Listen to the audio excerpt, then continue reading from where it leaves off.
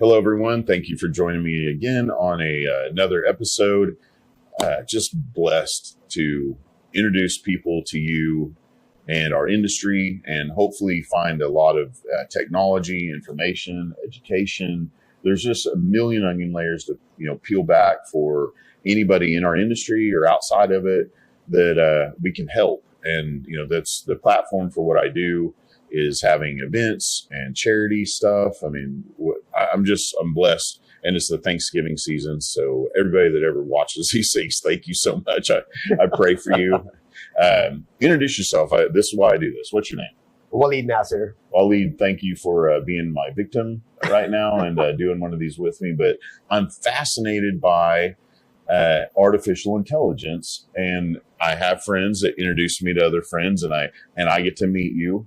And I just want to have you come on here and explain, what your background is and where'd you grow up, and how did you get involved in this industry, and then what you think is going to happen moving forward, and then of course the company you work for, and how you are fitting into producing our existence, which is a reliable and abundant energy source. So take it away, I guess. I mean, where'd you grow up? I grew up in Saudi Arabia and came to U.S. as a Fulbright scholar studying computer science, majored in artificial intelligence. Yeah. And did you know? So what's it like there growing up? First of all, no, I do not know that at all. It seems like another world away and fascinating to me. It is indeed a different world, and lots of fun for sure, but very different to say the least. Beautiful in photographs and movies and everything I see. So I've always wanted to go. And love the food and the culture and the people. And food is amazing. Indeed. Yeah. I miss the food still. Yeah. Miss it. Is there no place here in Oklahoma City where I can get even a taste of that culture? He has to introduce me to something. You got to try out Jerusalem. Okay. I do. Or hummus. I do. I go to Jerusalem. That's right around the corner. That's my favorite. Yeah. I love that place. Yeah. The only time I ever went to Jerusalem in Edmond, where it was not their fault, but their air conditioner had gone out. And I love their food so much. I sat in that room and sweated, but it was worth it because I love the food so much. Didn't care. Yeah. And I should have just got it to go, but I was like, I'm here with you. Solidarity. Hey, same solidarity with the cap, right? I'm glad I was able to match your style today. Well, thank you for doing that. It's mostly just because I didn't want the shine of the room on my head to interfere with these, poor people watching what we're doing. And, I didn't want my shine of the head, blinding people with my baldness. Yeah. So you grew up and you got to come to the United States, and Fulbright scholarships, very impressive. And were you always, and so in Saudi Arabia, I presume that energy and education are a lot more as a thread throughout every bit of the culture and the people. They probably know where their energy comes from. Unlike here, it often feels like most of the people here don't understand energy and where it comes from. But there, it's like, well, this is woven into the fabric of our people and our education. Yeah, that is absolutely true. Okay. Yeah. That's something that we probably allowed as an industry, because and I feel like it wasn't something we did on purpose, but we just kind of had our nose to the grindstone and forgot to teach our, children and generations, like, hey, by the way, while I'm out working, did you know that I'm creating the energy we all use, the abundant, reliable, and affordable energy source. And we let some other people take over the narrative, and we look up like, man, we've got a whole generation to re-educate. Yeah. Because it's not going away. And we're only going to need more and more and more energy, and we're only going to need more and more oil and gas energy for the time being, at least 100 years away from any other possibility. So Fulbright scholarship and for artificial intelligence. Yes. That's where I get fascinated, and thank you for doing this. But of course, for oil and gas, we all talk about it. Everything on a location, that's where it's going to go. It's all going to be automation. The more and more blue collar jobs that get replaced by automation and technology and robots and computers, the more people we're going to need like you that have a Fulbright scholarship in engineering and sciences to go, well, here's the gadget and here's the software behind the gadget that runs, this pump and this, SCADA and this, pump jack. So what are you doing right now and what's your company's name, and where do you see it going? Yeah, so prior to forming this company, I was working as an engineer, worked my way up as a director, eventually became a chief technology officer at an engineering firm. I formed the company about 3 years ago with a special focus on artificial intelligence and machine learning.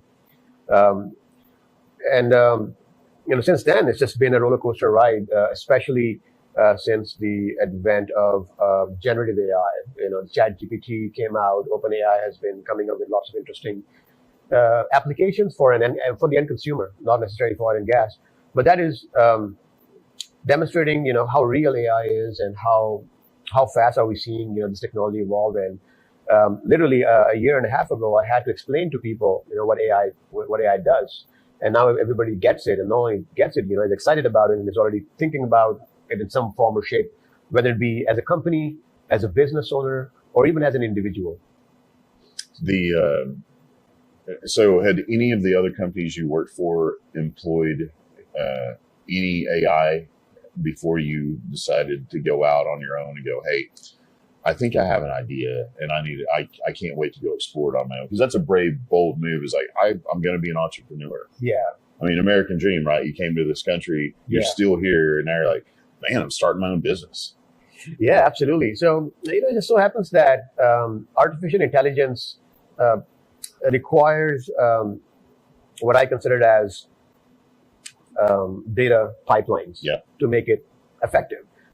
So what the transformation we are seeing here in the field of AI is a function of the software technologies, the cloud technologies, and the overall infrastructure evolving to a stage where we can put AI in production into the use of the end user. So even the speed of the internet. Exactly. Okay. So a couple of years ago, it wasn't even, a lot of these AI experiments, would stay in the lab, and it would be really tough to put them out there in the hands of the customer. And the way I explain it to people is, think of AI as a brain. Okay. So in order for the brain to do what it does, you got to have nerves that go in and out of the brain, bringing data and carrying those instructions out of the brain to do something meaningful, right?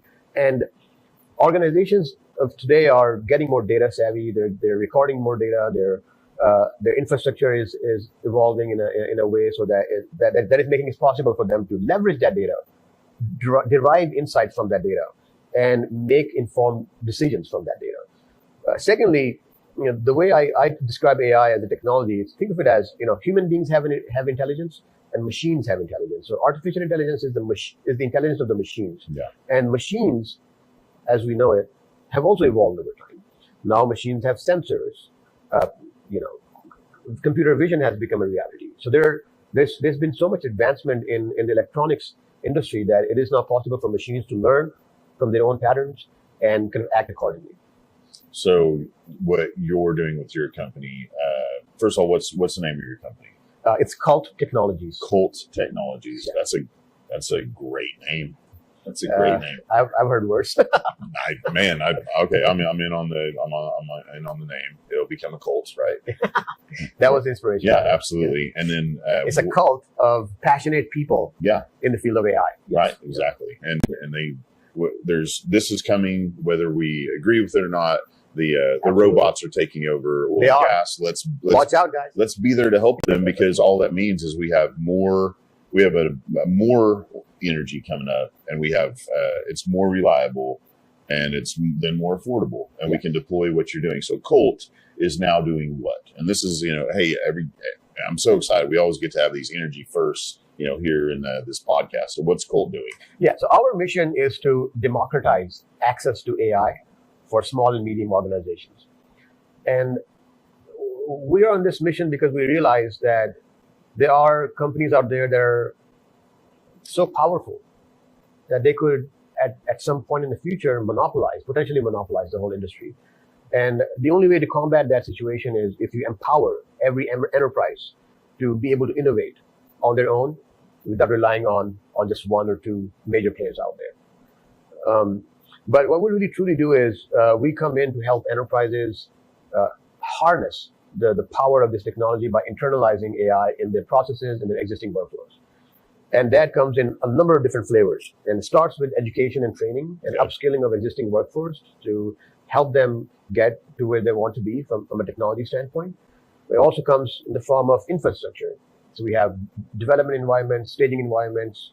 We have large language models instantiated privately, locally for organizations to fine tune and take advantage of.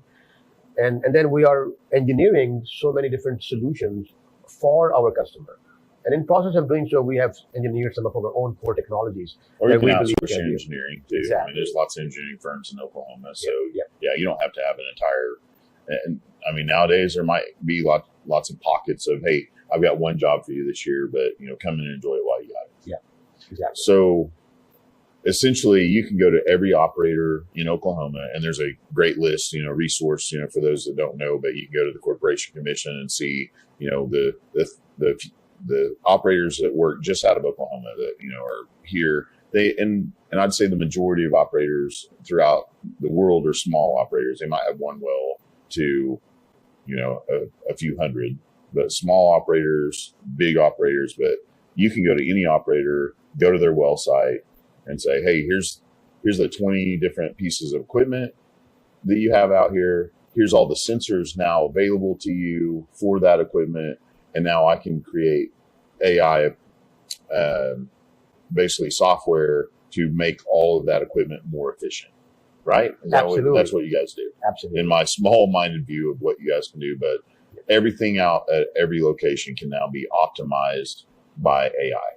Yeah. So let me give you an example. We engineered some machine learning and AI controllers that essentially give the well a brain of its own. Wow. Now, why is that important? Emissions, take emissions, for example. The reason oil and gas industry gets a lot of bad rep is because of the footprint on the environment. We foresee AI playing a major role in optimizing, making processes more green, more efficient, and get really, really minimal in terms of your impact to the atmosphere. Okay. By the more in sync wells are with their own internal thermodynamics, the more efficient the operations are going to be, the lower the waste is going to be, and the better will be the outcomes, obviously, from a production standpoint, from a maintenance overhead standpoint, and so on.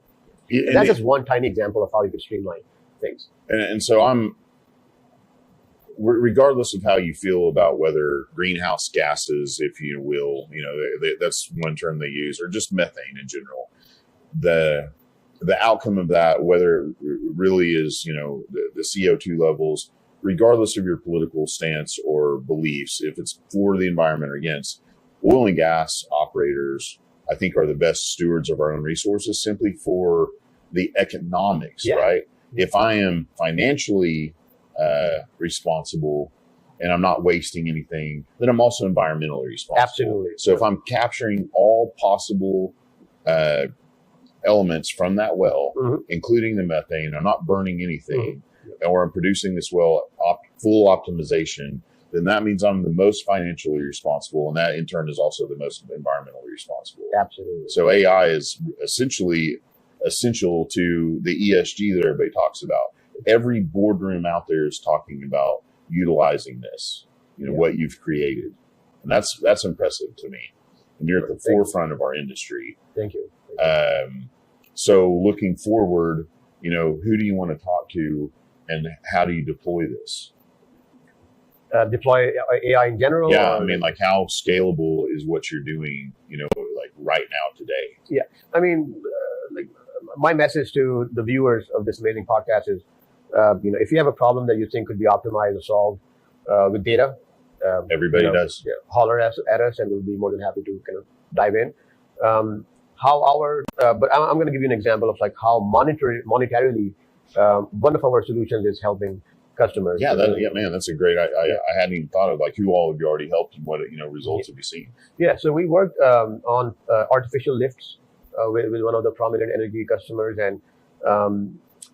and there were at least 6 different ways they could make more money, save more money, create new ways of making money from that technology. Wow. And they hadn't even scratched the surface of what they were producing out there yet. Exactly. So number one benefit, AI was helping them produce more from the same assets. Just using greedy algorithms. AI was, imagine a human being trying to optimize a well versus an AI algorithm that is taking into account 20 different features all at once, right?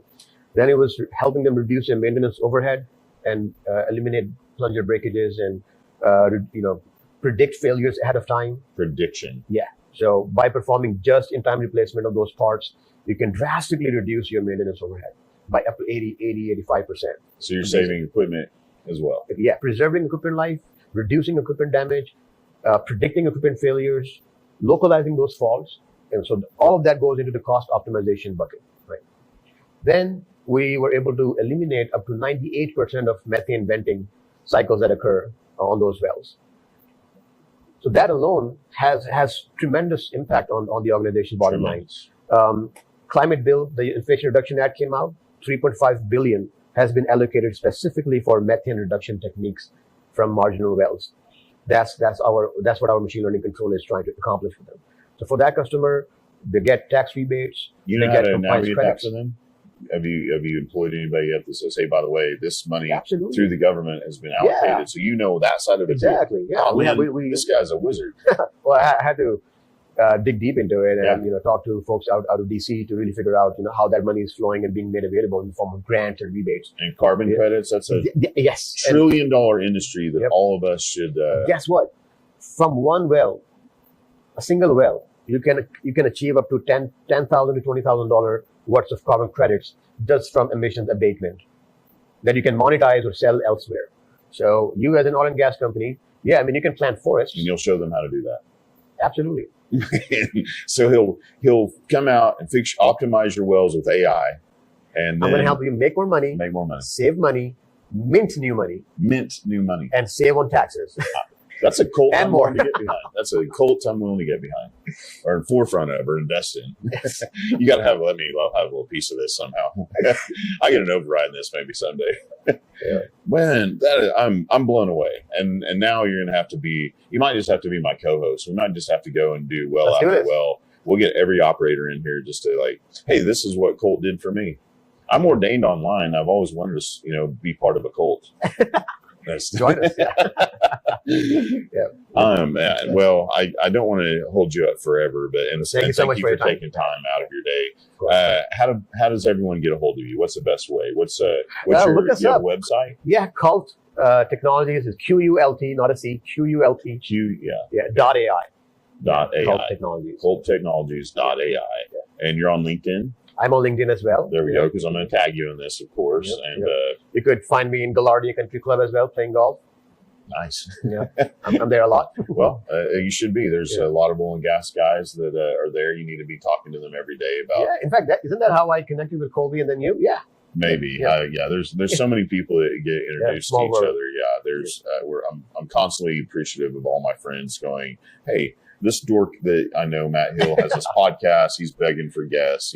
Just go placate him and get him off my back today, so they don't have to do it.